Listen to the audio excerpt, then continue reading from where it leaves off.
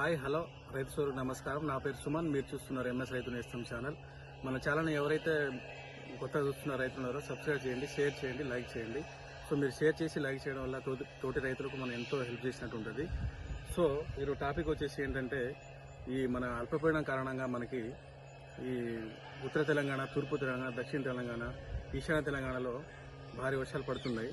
So ఈ వర్షాల కారణంగా వచ్చే తోటలో మనకు ఆకు తెగులు, అదేవిధంగా కాయమచ్చ తెగులు, బూడిద తెగులు, అదేవిధంగా మనకి ఇలాంటి ఈ వైరస్ బారిన తోటలు పడుతుంటాయి. సో కవర్ చేయ ఒకసారి.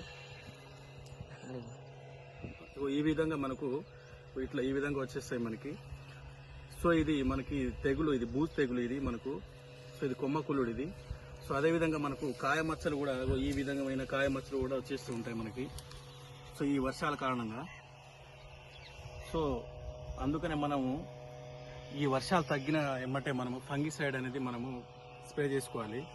సో మనకు ఫంగిసైడ్ వచ్చి మార్కెట్లో రకరకాల కంపెనీలు దొరుకుతున్నాయి. సో అందులో మనకు మేజర్గా పనిచేసేది క్యాబ్రియో టాపు, అమిస్టా టాపు, అదేవిధంగా కస్టోడియా, నాటియో.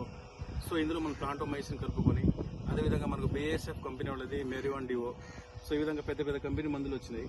సో ఇవి మనం స్ప్రే చేసుకోవడం వల్ల ఏమవుతుందంటే, సో ఈ బూజు తెగులు, అదేవిధంగా కాయమచ్చ తెగులు, ఈ బ్యాక్టీరియాలని మనము తగ్గించుకోవడం వల్ల మనకి అధిక దిగుబడి అనేది మనం సాధించవచ్చు.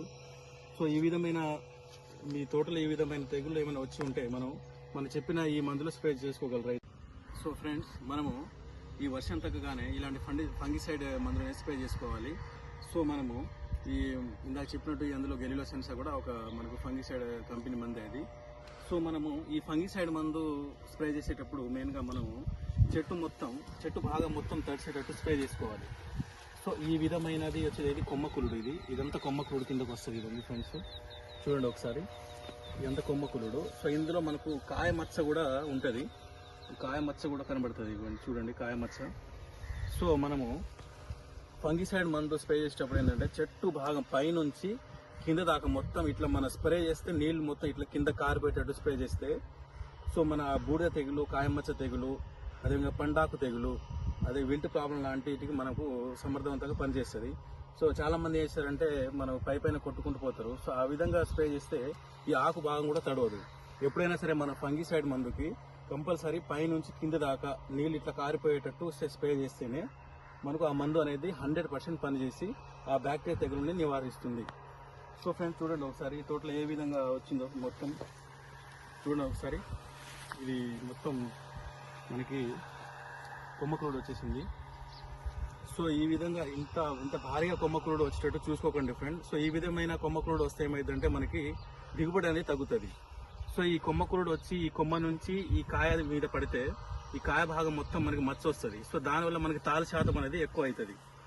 సో మనం మేజర్గా వచ్చేసి ఇలాంటి వర్షాలు పడ్డప్పుడు మనం మెయిన్గా ఫంగిసైడ్ మందులు స్ప్రే చేసుకోవాలి. సో ఎందుకంటే ఇప్పుడు నల్లి కూడా అటాక్ అవుతుంది.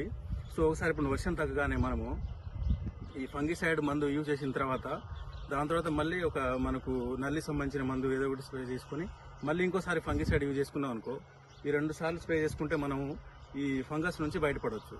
సో ఫ్రెండ్స్, నా వీడియో నచ్చితే లైక్